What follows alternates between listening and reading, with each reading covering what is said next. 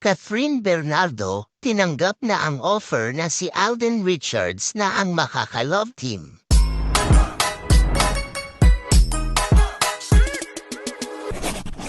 Usap-usapan ngayon ang umano'y ginawang pagpirma na ng kontrata ng award-winning actress na si Catherine Bernardo bilang pagtanggap sa offer na maging ka-love team ng ilang taon ang kapuso aktor na si Alden Richards.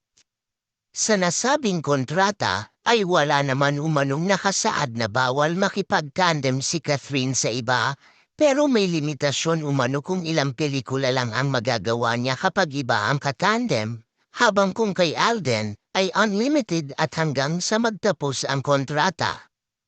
Ayaw daw kasi gawin ng namamahala ngayon ang love team ni na Catherine at Alden, ang ginawa noon ng namamahala ng Katniel Love Team, na kung saan ay tanging sila lang ang palaging magsasama mapapelikula man o teleserye.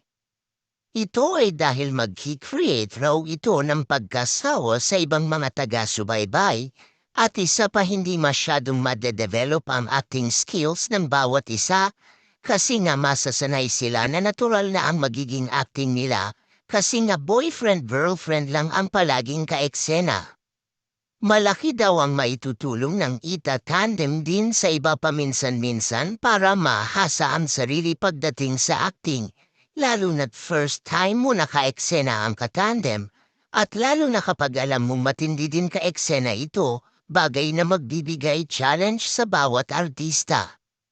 Samantala, masaya naman umano si Catherine at siya ang napushwa ng karamihan na karapat-dapat love team ni Alden, at ipinapangako niya na hindi mabibigo ang sinumang mga sumuporta sa tambalan nila, kasi tiyak raw na ibibigay niya ang best niya sa magiging mga projects nila soon.